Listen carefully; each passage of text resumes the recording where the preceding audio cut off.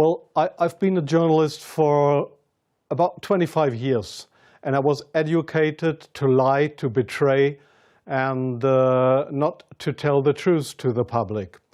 But seeing right now, within the last months, how far how the German and American media tries to bring war to the people in Europe, to bring war to Russia.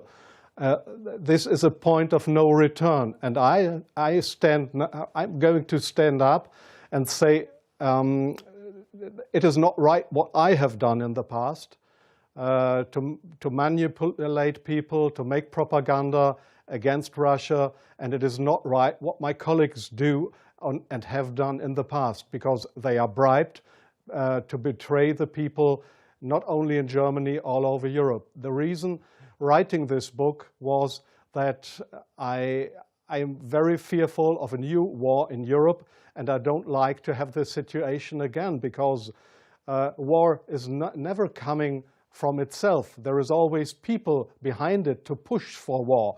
And this is not only politicians, this is journalists too.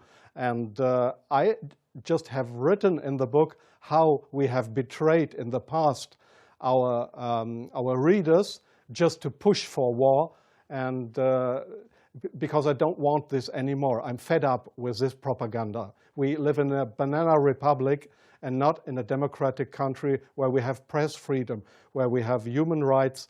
If you see the German media, especially my colleagues who day by day write against the Russians, who are in transatlantic organizations and who are supported by the United States to do so, well, people like me, I became an honorary citizen of the state of Oklahoma in the United States. Just why? Just because I write pro-American. I wrote pro-American. I was supported by the Central Intelligence Agency, by the CIA. Why? Because I should be pro-American. I'm fed up with it. I don't want to do it anymore. And so I've just written a book not to earn money. No, it will cause a lot of trouble for me, just to give the people in this country, in Germany, in Europe, and all over the world, just to give them a glimpse of a view what goes up behind the closed doors. Yes, there is many examples for that. If we go just back to history, if you go into the year 1988, if you go to your archives, you will find in March 1988 that there was in Iraq, the Kurdish people have been gassed with poisoned gas. That is known all over the world. But in July 1988, they sent me to a town called Zubeidat, that is on the Iraqi-Iranian border. There was war. It was war between the Iranians and the Iraqis, and I was sent there to photograph how the Iranians have been gassed with poisoned gas, with German poisoned gas. You call it Lost and Zarine, mustard gas, made by Germany. They have been gassed, and I was there to make photographs how these people have been killed by poisoned gas from Germany. When I came back to Germany, there was just one small photo in a newspaper, in the Frankfurter Allgemeine, and there was one small article not writing how impressive, brutally, how unhuman, how terrible it was to kill decades after the end of the Second World War, people with German poisoned gas. So this was a situation I feel misused for having been there and just to give a documentary what has been done, but not being allowed to cry out to the world what we have done behind closed doors. Up to today, it's not well known in the public that with German public gas, there have been hundreds or thousands of people gassed in this city of Zubeidat. Now, you ask, what have I done for intelligence agencies? So please see, most of the journalists you see in foreign countries, they claim to be journalists, and they might be journalists, European or American journalists, but many of them, like me in the past, are so-called non-official cover. That's what the Americans call that. I have been a non-official cover. Non-official cover means what? It means you too work for an intelligence agency. You help them if they want you to help them, but they will never, when you are locked, or when they find out that you are not only a journalist but a spy too, they will never say, "Oh, this was one of our guys." They will not know you. That means non-official cover.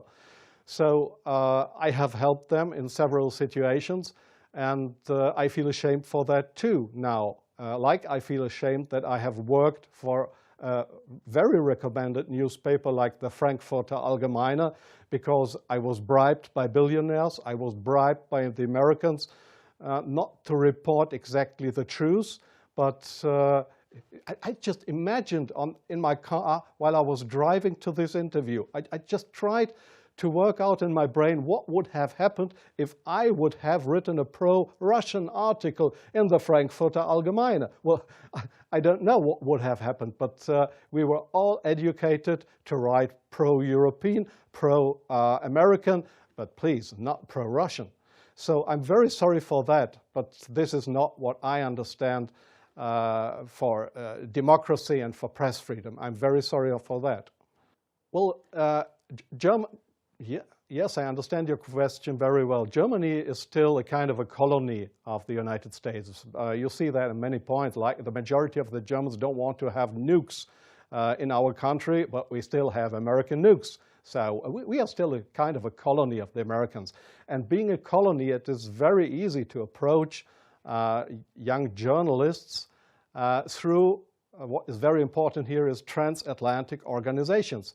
All journalists from really respected and recommended big German newspapers, magazines, radio stations, TV stations, they are all members or guests of those big transatlantic organizations. And there, in these transatlantic organizations, you are approached to be pro-American, and there is nobody coming to you and saying, well, we are the Central Intelligence Agency, would you like to work for us? No, this is not the case how it happens. What they do, these transatlantic organizations, is they invite you for seeing the United States. They pay for that, they pay all your expenses and everything. So you are bribed, you get more and more corrupt, because they make you good contacts. You won't know that those good contacts are, let's say, non-official covers, or officially people working for Central Intelligence Agency or other American agencies. So you make friends. You think they are friends, and you cooperate with them. They ask you, well, could you do me this favor? Could you do me that favor? And so your brain more and more is brainwashed through these guys. And your question was, is this only the case with German journalists? No, I think it is especially the case with British journalists, because they have a much closer relationship. It is especially the case with Israelis, of course, with French journalists for a part, not that big as with German or with British journalists. It is the case for Australian journalists, for journalists from New Zealand, from Taiwan, well, there is many countries in the Arab world, like Jordan, for example, like Oman, the Sultanate of Oman. There is many countries where this happens, where you find people to claim they are respected journalists, but if you look behind them, you'll find they are puppets on a string of the Central Intelligence Agency. I'm sorry in interrupting you. I'll give you one example. Sometimes the intelligence agencies, they come to your office and want you to write an article. I give you an example not from strange other journalists, from me myself. I've just forgotten the year. I just remember that the German Foreign Intelligence, Bundesnachrichtendienst, it is just a sister organization of the Central Intelligence Agency. It was founded by the American Intelligence Agency. So one day the BND, this German Foreign Intelligence Agency, came to my office at the Frankfurter Allgemeine in Frankfurt. And they wanted me to write an article about Libya and about Colonel Muammar Gaddafi. I had absolutely no secret informations regarding Colonel Muammar Gaddafi and Libya. But they gave me all these secret informations, and they just wanted me to write, to sign the article with my name. I did that, but it was an article that was published in the Frankfurter Allgemeine that originally came from the Bundesnachrichtendienst, from the German Foreign Intelligence Agency. So do you really think that this is journalism, intelligence agencies writing articles? Oh yes, that article, I have reprinted it partly in my book. That article was how Libya and Colonel Muammar Gaddafi, how he secretly tried to build a poison gas factory, I think in Rabta was the name, yeah. And I got all those informations. It was a story that was printed worldwide 2 days later. But I had no information on that. It was the intelligence agency that wanted me to write this article. So, but this is not the way journalism should work, that intelligence agencies, that they decide what is printed and what not. If I say no, I give you an example from a very good example if you say no. Well, we have a rescue unit in Germany with helicopters for traffic accidents. It's called, they call themselves the Yellow Angels. There was one guy who didn't want to cooperate. He was a pilot of the helicopter service of the Yellow Angels in Germany. This guy said no to the Foreign Intelligence Service, Bundesnachrichtendienst, when they approached him and wanted him as a non-official cover to work for the German Foreign Intelligence Agency, under, just to pretend to be somebody from the Yellow Angels. So what happened was that he lost his job.